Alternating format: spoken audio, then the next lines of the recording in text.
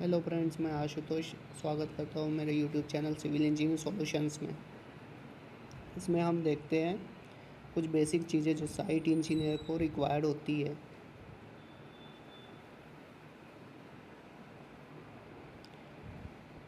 First है जैसे कि मिनिमम थिकनेस ऑफ स्लैब।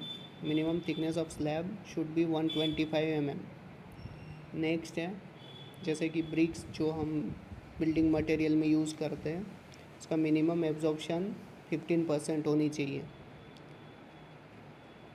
तीसरा है जो कि हम क्यूब टेस्ट करवाते हैं कॉम्प्रेसिव स्ट्रेंथ के लिए, उसका जो डायमेंशन है 150 mm होता है।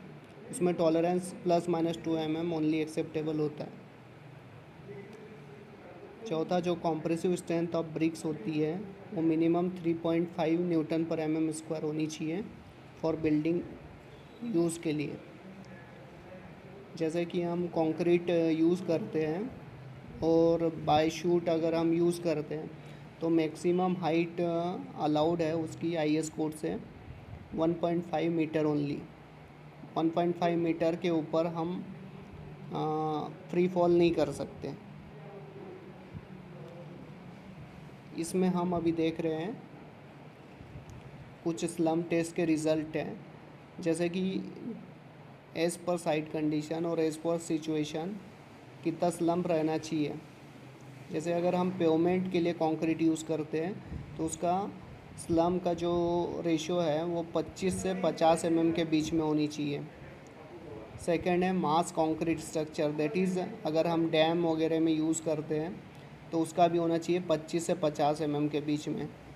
तीसरा अनरेनफोर्समेंट फुटिंग में अगर हम यूज़ करते हैं तो 25 से 75 mm के बीच में रिक्वायर्ड होगा। चौथा अगर हम reinforcement slab beam foundation footings and walls में यूज़ करते हैं तो 50 से 100 mm के बीच में रिक्वायर्ड होगा। अगर हम जैसे कि स्लैब में ढलाई करते बाय यूजिंग कंक्रीट जो है वो पंप से जाता है, अगर इस कंडीशन में जैसे कि पंप से कंक्रीट जाएगा तो उसमें स्लम की जो स्लम होना चाहिए वो 75 से 100 mm के बीच में होनी चाहिए। सारी क्वांटिटीज़ में mm में दी हुई है। और अगर से जैसे कि पाइल फाउंडेशन में हम लोग क्या करते हैं, ट्रेमी पाइप से यूज़ करते हैं तो उसमें हेवी स्लम चाहिए होता है, स्लम जो है हाई चाहिए होता है, तो स्लम उसमें रहेगा 100 से 150 mm के बीच में। ठीक है। नेक्स्ट हम देखेंगे डेंसिटी ऑफ मटेरियल। जो जो बिल्डिंग मटेरियल हम जैसे कि साइट एज जो साइट इंजीनियर है उनको डेली रिक्वायर्ड होती है, तो ये बहुत आवश्यक है। पहला है स्टील। स्टील जो है बिल्डिंग मटेरियल का एक बहुत ही महत्वपूर्ण पार्ट है। इसकी जो डेंसिटी होती है वो 7850 kg/m²।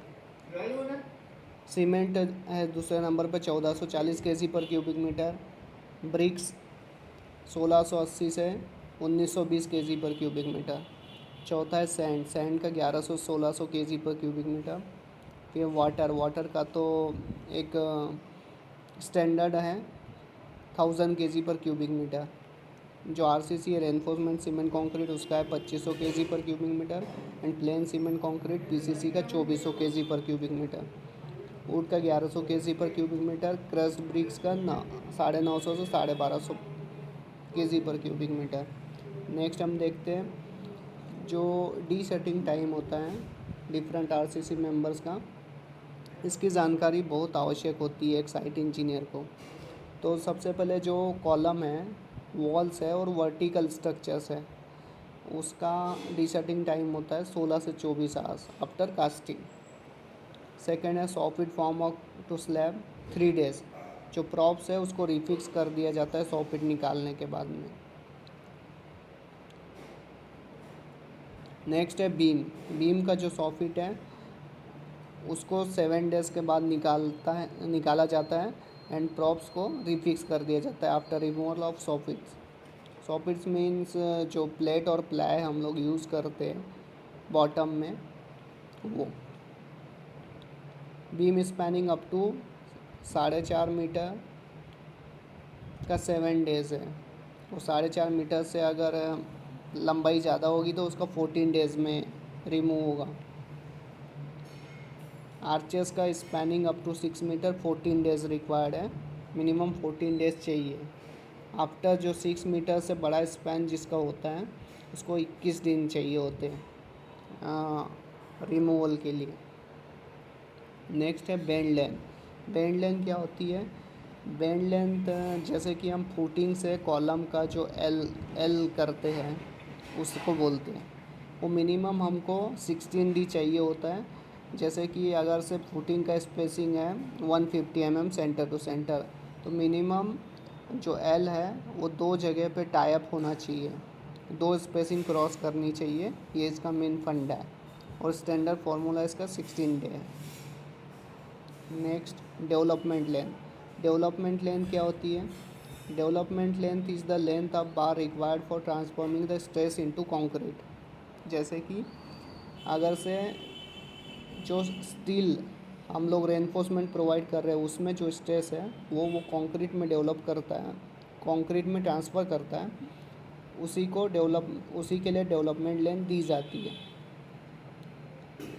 ओके, डेवलपमेंट लेंथ का एक स्टैंडर्ड फार्मूला है D into sigma S upon tau B D, नहीं,